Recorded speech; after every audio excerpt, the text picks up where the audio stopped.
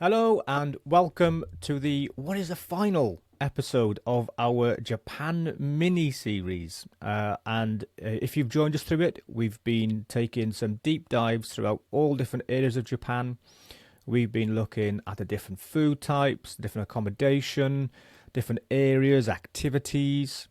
And today, what our focus is going to be on is on revisits and on small group tours.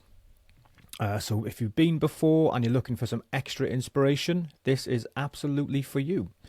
So we're joined yet again with Charlie. Hello, Charlie. How you doing? Hello, I'm very well. Thank you so much. And thank you for having me again.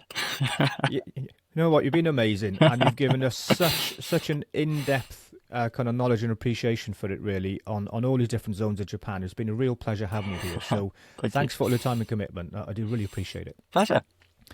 So yeah, let's dive into our revisiting Japan. So for people who've been before, it's kind of described as a place where people want to go again. They've been before and they just never feel like they've done it all, and they need to go back again. So what do you think kind of inspires so many repeat visits? I mean, that's such a great question, and probably not one that we can kind of give an easy answer to. And I mean, first and foremost, in terms of feeling like that they've missed something, isn't necessarily the case. It's not. There's not a feeling of like frustration after you visit Japan. It's just that those that go to Japan, and if you go on a first time trip, then you're exploring a lot of Honshu, which is the main island. So you've probably got Tokyo in there, Kyoto, Hiroshima, Osaka.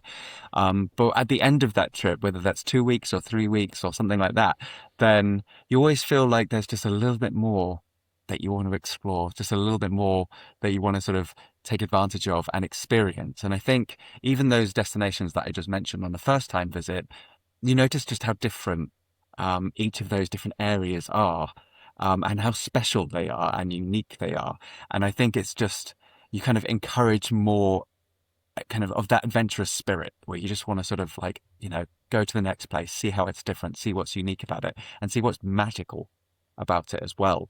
And that's the thing. I mean, Japan really is a once in a lifetime visit for many people. But I mean, that's kind of, you have to take that with a pinch of salt because they are truly remarkable trips when you go to Japan. But you kind of get the bug, unfortunately. It kind of gets under your skin in a really great way. I mean, I first went to Japan when I was 18. I think I might have mentioned before, and I had a backpack and some yen, and yeah, I saw an old guidebook sort of tucked into my pocket, and that was over 20 years ago now. And after that visit, that kind of, well, changed the trajectory of my life, really. And I was just sort of desperate to get back as soon as I touched down. So yeah, I think I might have said before, but I kind of live in two states now. I'm either in Japan having the most amazing time, or I'm planning my next trip. And yeah, now I'm currently in the planning stages again. Again. So are you ever gonna? Do you feel like you want to retire out there?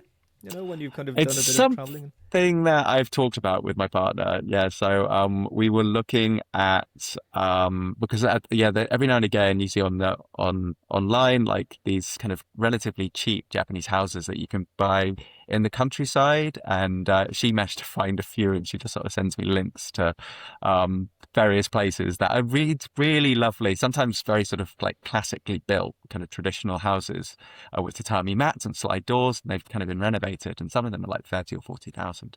And we were thinking, oh, right, maybe at some point we'll just kind of go there and not come back. But then we need to start looking into kind of like all the complicated things in terms of retiring in a foreign country, especially Japan, where the pensions will transfer, that sort of stuff. And we think, oh, maybe not, but this may be a bit too complicated. But it's definitely a dream to move into the Japanese countryside when we retire. Yeah, because the housing works literally in the opposite direction over there to how it works here, doesn't it?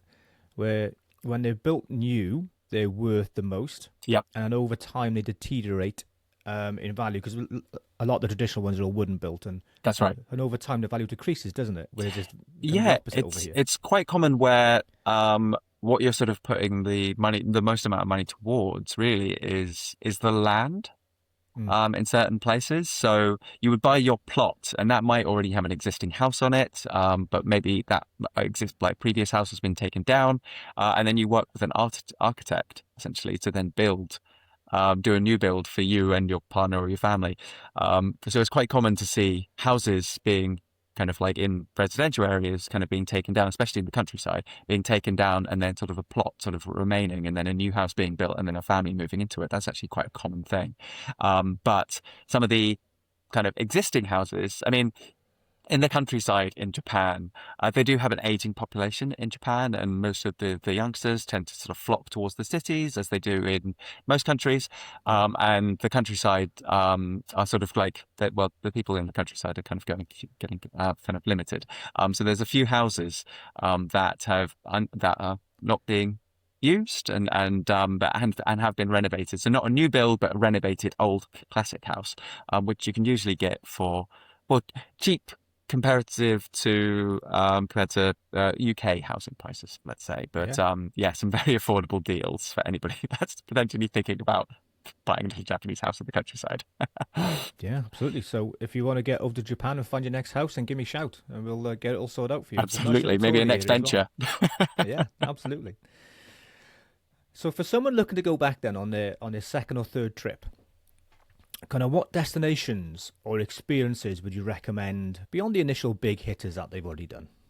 So I think exploring the islands is a firm favorite for return visits. So if you're going to Japan for the very first time and you're not sure if there'll be another trip, then chances are you'll want to make sure that, of course, you're kind of including all of the places that you've read about, you've dreamed about, and you've kind of seen online and in movies. So places like Tokyo and Kyoto and Hiroshima, of course, those are the places that you generally tend to kind of tick off and sort of visit on a first trip. But as I said, once you're going to get there, you realize just the range and diversity of all these different towns and cities. You'd just be like, well, what's kind of beyond the horizon? Like, what happens if I go a little bit further west or south or even like deep north?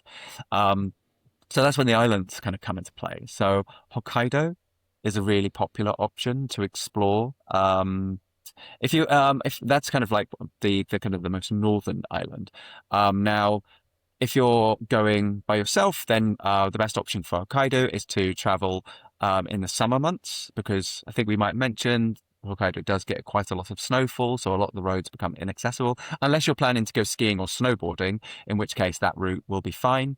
But kind of the majority of the island, especially in the northeast of the island, that becomes relatively inaccessible. So actually going on self-guided adventure in the summer to see the rolling fields and volcanoes and coastline up there, it just becomes a bit of a wilderness to explore, but best in the summer. Of course, we'll kind of cover this in a little bit, but there is an option to explore it deep winter as well, with a very specific trip, which we'll mention a little bit later on. Another two options really are also Kyushu and Shikoku, which are the southern islands more towards the south. Now, I lived in Shikoku, and that's a place that most people generally don't tend to go to in their first trip. So, I mean, I think, again, we might have mentioned before, but there were 47 million visitors, approximately, to Japan in 2024. And most people just go to the top 10 destinations. I think it's like 80% go to those top 10 destinations. And Shikoku isn't one of those top 10, which is a crying shame, really, because that is just a place where you kind of really feel like you're kind of getting away from the crowds. I mean, I was there back in the summer of this year for about 4 nights, and I hardly saw any kind of tourists while I was there. And the valleys and the mountains and the streams, particularly in summer, are just breathtaking. There's also an opportunity, while kind of traveling around Japan, trains are king, right? There's like the bullet train, there's the limited express. It's so easy to kind of get from point A to B, comfortable and an experience in itself. But Shikoku and Kyushu as well, while you can still take limited express trains, so you can still do that, but there's some really amazing areas that can only really be reached by car.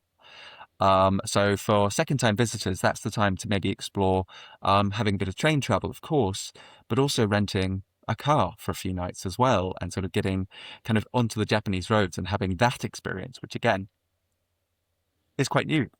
And it's such an easy thing to do, to rent a car. I mean, like it's literally just sort of like, once you make the booking, of course, Jason, then we'll have that sort of car ready for you. So all you need to do is go to the office, show your driving license, and really importantly, your international driving permit, which needs to be obtained before you travel, and then show both of those, jump into your car, and then just hit the roads, and then use Google Maps, which works like a dream. And then you can kind of experience shrines and temples that are You'd never see very, otherwise. very rare to like very kind of like not visited that often. That and some of which are kind of being overtaken by nature again, which is a really cool aesthetic. So I think having that rental car and then kind of getting into the countryside even more is something that I think return visitors generally tend to love to do for sure. And as you mentioned in a previous episode, they drive on the right-hand side of the road, the same as us. They Left. do. Yes, Left-hand they side of drive the on the road, left same as us. side, sorry, yeah. But they drive on the right side as in the correct side. Yes, correct. But it Yeah, is yeah, very yeah. much the left side of the road. Yeah, I've only been driving Yeah. for like 20 plus years. It's fine. Even more than that, I mean, yeah. even when I'm in Okay. Greece or like Europe or something, and I do a rental car, then it's sort of like, thankfully, the roads are basically empty, but it's like, oh, I'm on the wrong side. Okay, let's switch over. And Yeah, just make sure that I've got that mental check. But in Japan, you don't need to have that mental check. You can just drive on the left like you would at home. on the So left. easy Yeah, peasy. on the left. And I'm not going to become a driving instructor anytime soon, so No, everyone's me safe. It's neither. okay. So, how does the experience change then for travellers? They've been out before, they've had the tours and those things, which we kind of really strongly recommend that they get on so they can learn the etiquettes and all those other things, really make the most of a Japanese visit. How does it feel when you kind of go back? Because you've already done those, you're a lot more comfortable with them. So how does that kind of change the dynamic of the visit? I find that people tend to become slightly more adventurous, let's say. I think even if you come with the most adventurous spirit, then like having that previous experience kind of under your belt unlocks a lot more of what Japan can offer you. I think if you're going there for the first time, then you might be slightly apprehensive, I'd say, maybe about the language or the food, or kind of, riding the underground in Tokyo or going into restaurants even. But actually, after, your first, sometimes 1 or 2 days in Japan, a lot of that sort of falls to the side, I'd say. You kind of like, you realize, oh, like Japan is built on logic and order. And so if you think something should be there or it'd be practical to be there, it usually is. um, and kind of knowing that and having that experience and be like, all right, so we did Japan maybe last year or 2 years ago, or even 5, 10 years ago, then you're coming with that kind of that experience to say, right, okay, no, we can get off in Tokyo Airport, whether that's Narita or Haneda, and then sort of jump into the hotel and then just go out for that food that you absolutely loved before. So like first day was going straight into, let's say, a ramen restaurant, and then sort of we know what we're ordering, we know how to do it, we can use the machine that you have to punch in your ticket and then give it to the person. And you might even know maybe a few Japanese words from your first one as well, which, I mean, if you're just saying thank you or hello, then even that alone is greatly appreciated as well in Japan. So like having a few phrases maybe under your belt, knowing how things work, it just allows you to be like, oh yeah, so actually I'm going to try something new this time. Or like I had like, let's say if you go to a Japanese sushi belt place, a rotating sushi, and you try some of the easier options, let's say, then you might be more inclined to be like, oh, well, let's try some eel this time and see what's going on there. And you kind of see that change in people that have gone before, and willingness to be like, yeah, let's see what else Japan has to offer, because I feel like we just skirted the surface the first time. So let's really dive in deep this time. Yeah, And you can tell the difference between someone that's been to Japan before and someone that hasn't been to Japan before. And they're both kind of equal levels of excitement, but for two very different reasons, I'd say. Inside Japan offer some great small group tours. So what is the key difference, and kind of what makes a small group tour a small group tour? It seems obvious, but what's the key differences between a small group tour and a normal tour or a large group tour? So I would say, I guess it's kind of breaking that into kind of three answers really. So you've got a self-guided adventure through Inside Japan, which is something that would be completely tailor-made and bespoke to you. So that would be looking into everything from the ground up. So accommodations that will be suitable to you and whoever you're traveling with, experiences, again, that will be tailored to you, and also your routing and your pacing across Japan will be, again, kind of bespoke. So it's completely kind of built from the ground up.